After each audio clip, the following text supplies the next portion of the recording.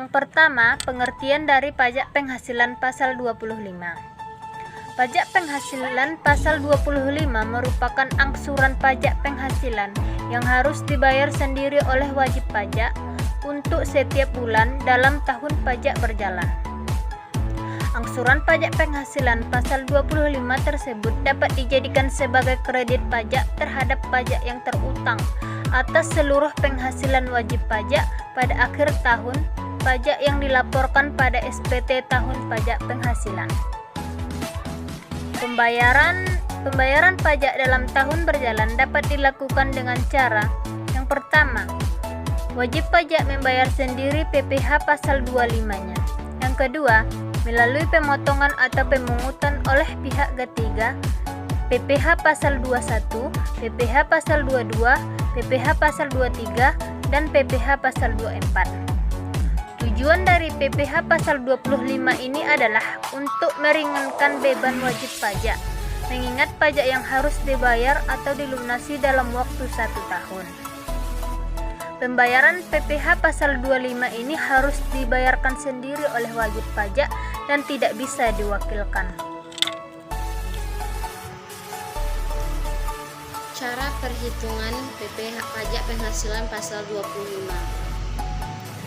Besarnya angsuran pajak dalam tahun berjalan yang harus dibayar sendiri oleh wajib pajak untuk setiap bulannya adalah: yang pertama, pajak terutang seperti dalam SPPT pajak penghasilan tahun pajak yang lalu dikurangi pajak penghasilan yang dipotong sebagaimana pajak penghasilan pasal 21 dan pasal 23 serta yang dipungut dari pajak penghasilan pasal 22 dikurangi pajak penghasilan yang dibayar atau terhutang di luar negeri yang boleh dikreditkan sebagaimana pasal 24, kemudian dibagi 12 untuk setahunnya. Contoh pajak penghasilan pasal 25. Tentukanlah dasarnya angsuran pajak penghasilan pasal 25 tahun 2019. Pertama-tama kita harus mengetahui berapa pajak terhutang pada tahun 2018. Pajak terhutang pada tahun 2018 adalah sebesar 30 juta. Kemudian baru kita kurangi dengan kredit pajak PPh pasal 21 sebesar 5 juta, PPh pasal 22 sebesar 2 juta, PPh pasal 23 sebesar 2 juta, dan PPh pasal 24 sebesar 3 juta. Maka total kredit pajaknya itu 12 juta. Setelah kita mengetahui besar kredit pajaknya, PPh terhutang tahun 2018 dikurang dengan total kredit pajak sebesar 12 juta, maka dasar perhitungan pajak penghasilan pasal 25 tahun 2019 sebesar 18 juta. Jadi besarnya pajak penghasilan pasal 25 per bulan untuk pajak tahun 2019 adalah 18 juta. Kita bagi 12 bulan, maka PPh terutang setiap bulannya yang harus dibayar sebesar 1.500.000 per bulan. Beberapa masalah atau kasus untuk menghitung besarnya PPh pasal 25. Yang pertama, angsuran bulanan untuk bulan sebelum batas waktu penyampaian SPT tahunan PPh. Yang kedua, apabila dalam tahun berjalan diterbitkan SKP untuk tahun pajak yang lalu. Ditjen Pajak diberi kewenangan untuk menyesuaikan besarnya angsuran pajak yang harus dibayar sendiri oleh wajib pajak dalam tahun berjalan apabila: yang pertama, wajib pajak berhak atas kompensasi kerugian. Yang kedua, wajib pajak memperoleh penghasilan tidak teratur. Yang ketiga, surat pemberitahuan tahunan pajak penghasilan tahun lalu disampaikan setelah lewat batas waktu yang ditentukan. Yang keempat, wajib pajak diberikan perpanjangan jangka waktu penyampaian surat pemberitahuan tahunan pajak penghasilan. Yang kelima, wajib pajak membutuhkan sendiri surat pemberitahuan tahunan pajak penghasilan yang mengakibatkan angsuran bulanan lebih besar dari angsuran bulanan sebelum pembetulan. Yang keenam, jadi perubahan keadaan usaha atau kegiatan wajib pajak. Angsuran PPh pasal 25 bagi wajib pajak baru. Besarnya angsuran pajak penghasilan pasal 25 setiap bulannya bagi wajib pajak baru dihitung berdasarkan jumlah pajak yang diperoleh dan penetapan tarif umum atas penghasilan neto sebulan yang disetahunkan dibagi 12 bulan. Penghasilan neto dihitung berdasarkan pembukuan atau berdasarkan norma perhitungan. Untuk wajib pajak orang pribadi, penghasilan netonya dikurangi PTKP terlebih dahulu. PTKP merupakan penghasilan tidak kena pajak. Angsuran pajak penghasilan pasal 25 setiap bulan bagi wajib pajak bank atau sewa guna usaha dengan hak opsi finansialis. Jumlah pajak penghasilan dihitung berdasarkan penerapan tarif umum atas laba rugi fiskal menurut laporan keuangan triwulan terakhir yang disetahunkan, dikurangi pajak penghasilan pasal 24 yang dibayar atau terutang di luar negeri untuk pajak tahun yang lalu. Angsuran pajak penghasilan pasal 25 setiap bulan bagi wajib pajak bank atau sewa guna usaha dengan hak opsi finansialis yang membutuhkan wajib pajak baru. Biasanya angsuran pajak penghasilan pasal 25 untuk bulan pertama adalah jumlah pajak yang dihitung berdasarkan penerapan tarif umum atas perkiraan laba rugi fiskal triwulan pertama yang disetahunkan bagi 12. Pajak penghasilan pasal 25 setiap bulan bagi badan usaha milik negara dan badan usaha milik daerah kecuali dalam bentuk bank atau sewa guna usaha dengan hak opsi adalah 1.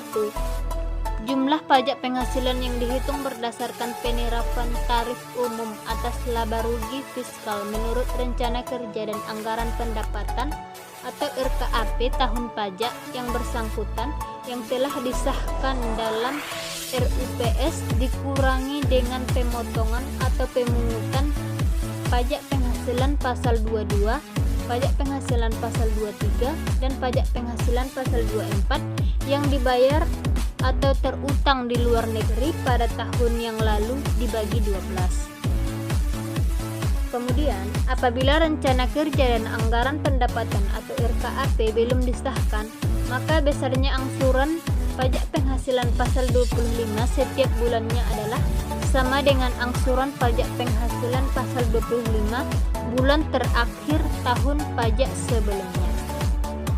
Kemudian, apabila ada sisa kerugian yang masih dapat dikompensasikan, maka dasar perhitungan pajak penghasilan pasal 25-nya adalah pajak penghasilan yang terutang atas PKP atau pajak penghasilan kena pajak yang dihitung dalam penghasilan neto menurut rencana kerja dan anggaran pendapatan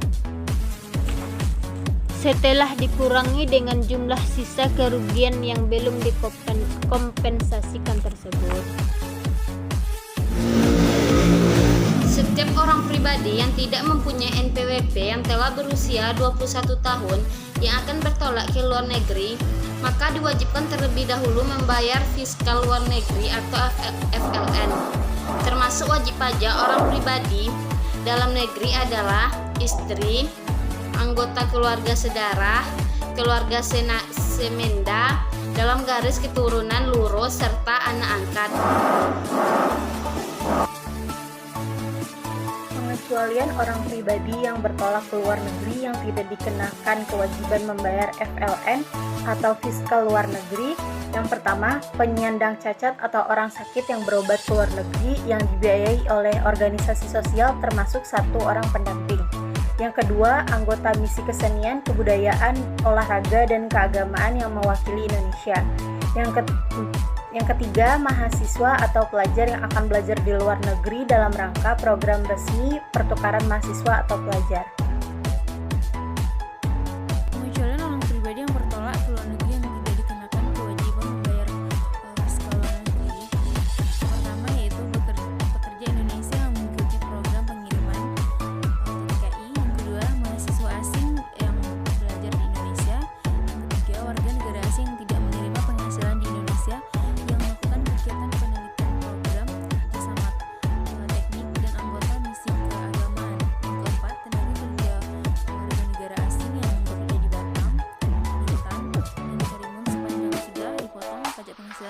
oleh pemberi kerja.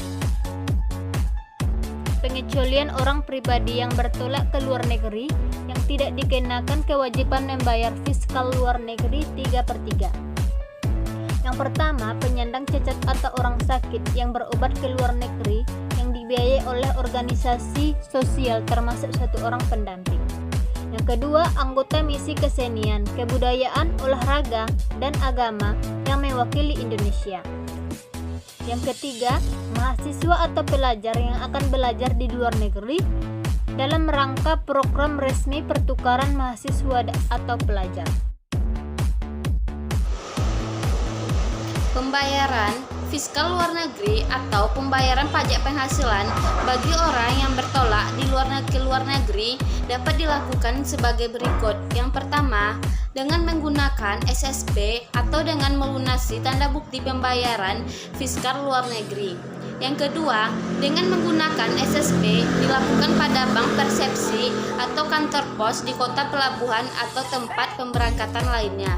Yang ketiga, dengan menggunakan tanda bukti pembayaran fiskal luar negeri wajib dilakukan di unit pelaksana fiskal luar negeri di pelabuhan atau tempat pemberangkatan atau tempat lain yang ditunjuk oleh Ditjen Pajak. Perlakuan membayar PPh bagi orang pribadi yang bertolak ke luar negeri sebagai kredit pajak. Yang pertama, pajak ini merupakan PPh pasal 25 yang dapat dikreditkan terhadap PPh yang terutang dalam SPT tahunan PPh untuk tahun yang bersangkutan. Yang kedua, jika pajak ini ditanggung pemberi kerja, maka pembayaran tersebut merupakan pembayaran PPh pasal 25 yang dikreditkan terhadap PPh yang terutang dalam SPT PPh pemberi kerja.